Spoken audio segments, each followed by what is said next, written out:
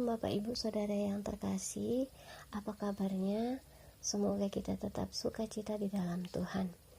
Kita akan belajar dari bagian firman Tuhan yang tertulis di dalam 1 Samuel 1 ayat 1 sampai 20.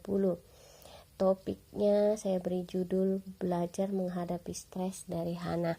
Tidak bisa kita pungkiri di masa pandemi ini banyak hal yang menjadi sumber stres di tengah-tengah kehidupan kita pribadi maupun keluarga kita. Kehidupan kantor yang tidak berjalan seperti biasa, suami yang penghasilannya tidak biasa, toko yang penghasilan tidak seperti biasa, anak-anak harus sekolah dan belajar dari rumah. Segala sesuatu kita hadapi dengan masa sulit ini. Bukan hanya beberapa orang, tetapi semua orang menghadapinya, Bapak Ibu. Lalu kita mau belajar bagaimana Hana menghadapi stres di dalam kehidupannya. Yuk, yang pertama kita akan lihat apa yang menjadi sumber stres Hana. Hana seorang pribadi yang stres dalam kehidupan keluarganya. Sumber stresnya itu yang pertama, kehidupan poligami di tengah keluarganya. Elkana ini punya 2 istri, yaitu Hana dan Penina di ayat 1 sampai ayat 3. Ini adalah tradisi budaya Israel kuno. Yang kedua, Tuhan menutup kandungan Hana dan Hana tidak punya anak, ayat 5. Yang ketiga, Penina mempunyai anak laki-laki dan perempuan, kita perhatikan di ayat 4. Yang keempat, Penina selalu menyakiti hati Hana sampai ia selalu menangis dan tidak mau makan, ayat 6 dan 7. Yang kelima, situasi menekan ini dihadapi Hana bertahun-tahun. 6. Dihibur oleh suaminya pun, tetapi itu tidak berpengaruh menghilangkan tekanan batin yang dialaminya, ayat ke-8. Yang ketujuh, saat dia berdoa kepada Tuhan pun dikira mabuk oleh Nabi Eli, ayat yang ke-13. Lalu yang kedua kita memperhatikan bagaimana cara Hana menghadapi stresnya.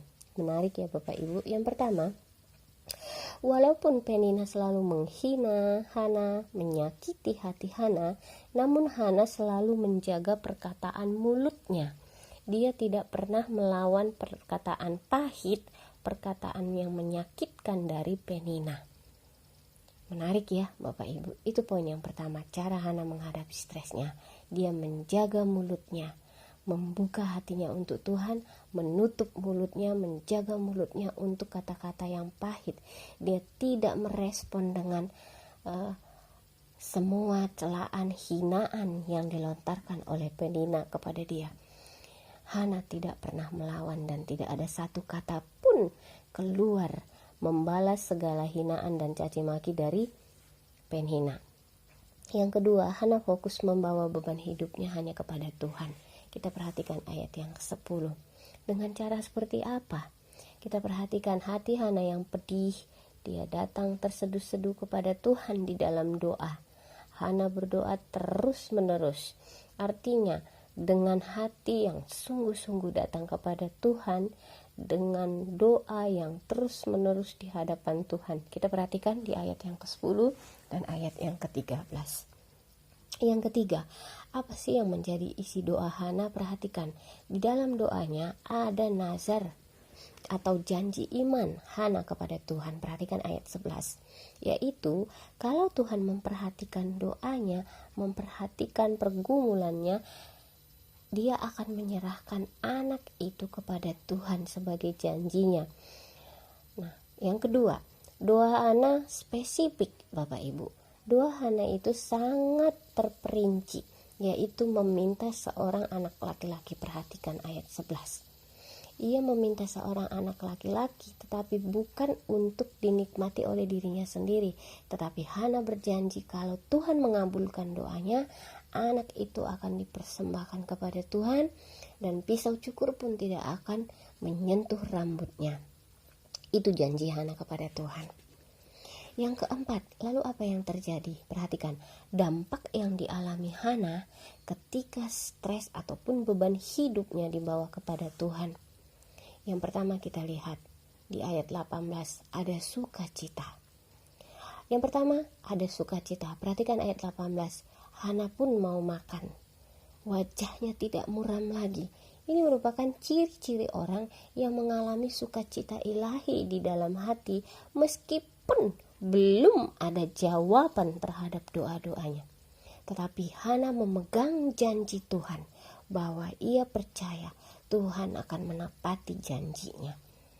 Setiap doa, setiap keluhan dan permohonan yang disampaikan kepada Tuhan, Tuhan akan menepatinya.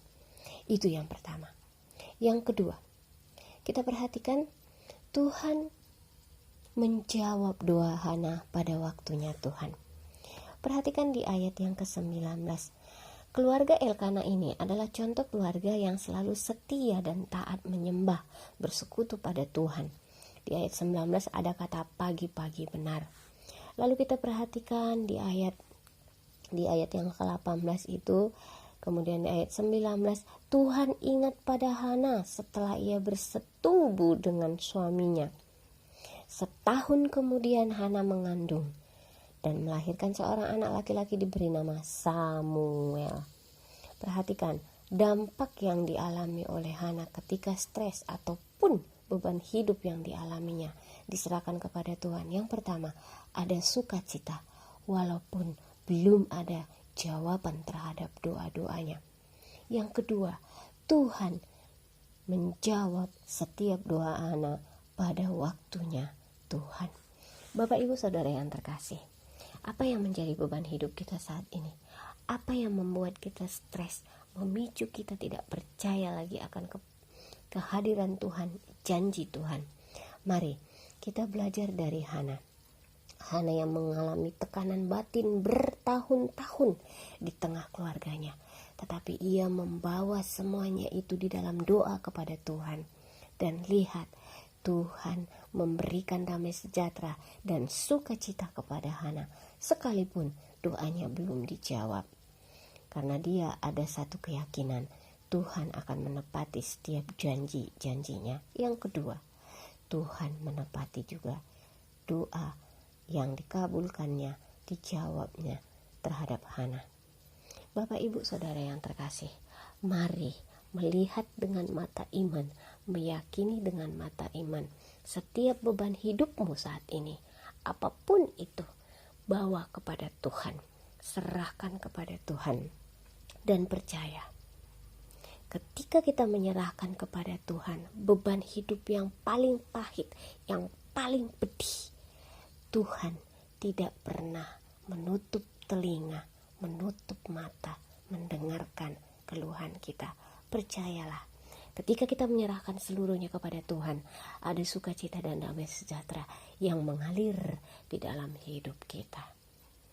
Mari Bapak Ibu, ambil waktu untuk berdoa dengan sungguh-sungguh, dengan tekun kepada Tuhan.